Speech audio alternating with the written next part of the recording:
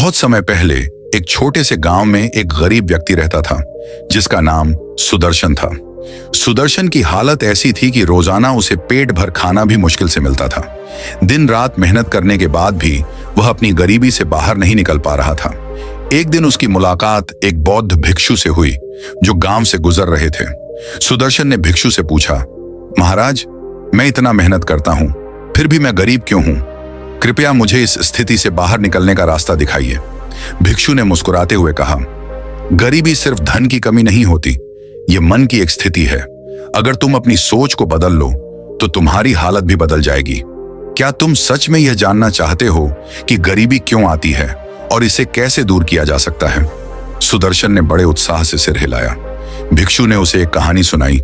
कई वर्षों पहले एक राजा था जिसका राज्य बहुत समृद्ध था, लेकिन एक दिन राजा ने सुना कि उसके राज्य के कुछ किसान बहुत गरीब हैं। राजा को यह जानकर आश्चर्य हुआ कि उसकी प्रजा में गरीबी कैसे हो सकती है, जबकि राज्य में सभी प्रकार की सुविधाएं उपलब्ध थीं। राजा ने एक किसान को बुलवाया जिसका नाम रमेश था। रमेश बहुत ही मेहनती और ईमानदार व्यक्ति था, लेकिन फिर भी वह गरीब था। राजा ने उससे पूछा, तुम इतनी मेहनत करते हो, फिर भी गरीब क्यों हो? रमेश ने कहा, महाराज, मैं सारा दिन खेतों में काम करता हूं, परंतु धन मेरे पास टिकता नहीं। जितना कमाता हूं सब खर्च हो जाता है। मेरे पास कोई बचत नहीं होती और यही वजह है कि मैं गरीब हूं। राजा ने सोचा और फिर रमेश को एक छोटा सा काम सौंपा। उसने कहा, मैं तुम्हें एक सिक्का देता हूं, इसे अपने पास 1 महीने तक संभाल कर रखो और इसे खर्च मत करना। रमेश ने सिक्का लिया और घर चला गया। 1 महीने बाद राजा ने उसे बुलाया और पूछा, क्या तुम्हारे पास अभी भी वह सिक्का है? रमेश ने सिर झुकाकर कहा, नहीं महाराज, मेरे बेटे को बीमारी हो गई थी और मुझे दवा खरीदने के लिए उसे खर्च करना पड़ा। राजा मुस्कुराया और कहा, यही तुम्हारी गरीबी का कारण है। तुम धन को सहेजने की बजाय उसे तुरंत खर्च कर देते हो। इस तरह तुम्हारे पास कभी कुछ बचता ही नहीं। अगर तुम अपने धन को थोड़ा सहेजने की आदत डाल लो तो धीरे धीरे तुम्हारी गरीबी समाप्त हो जाएगी। भिक्षु ने सुदर्शन की ओर देखा और कहा, इस कहानी से तुम्हें क्या सीखने को मिला? सुदर्शन ने कहा, मुझे यह समझ में आया कि गरीब रहने का एक कारण यह भी है कि हम धन को सहेजने की आदत नहीं डालते। हम जितना कमाते हैं उसे तुरंत खर्च कर देते हैं। भिक्षु ने सिर हिलाया और कहा, बिल्कुल सही, परंतु गरीबी का एक और गहरा कारण है, लालच और असंतोष। जब हम अपने पास जो है उससे संतुष्ट नहीं होते और हमेशा और अधिक की चाह रखते हैं, तब हम कभी धनवान नहीं बन सकते। असंतोष गरीबी का सबसे बड़ा कारण है।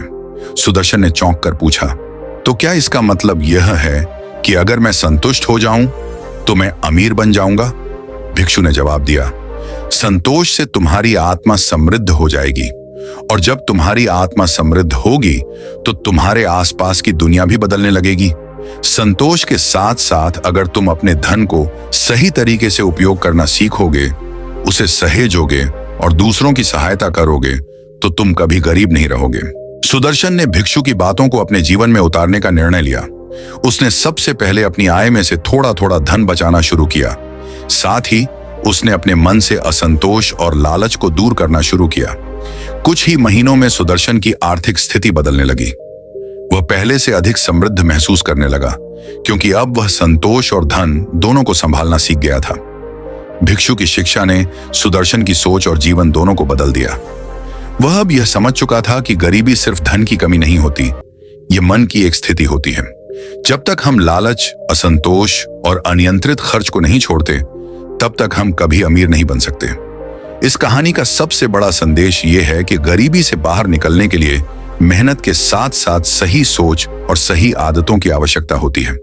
अगर हम धन को सहेजना सीखें, संतोष में जीना सीखें और अनावश्यक खर्चों से बचें, तो कोई भी व्यक्ति गरीब नहीं रह सकता। ध्यान रखें कि सच्ची समृद्धि सिर्फ धन में नहीं, बल्कि मन की शांति और संतोष में भी है। अगर आप भी अपनी गरीबी से बाहर निकलना चाहते हैं, तो इस कहानी को ध्यान में रखें और अपनी सोच और आदतों को बदलें। गरीबी का असली कारण आपकी सोच में छुपा होता है और जब आप इसे समझ लेते हैं, तब आप कभी गरीब नहीं रहेंगे।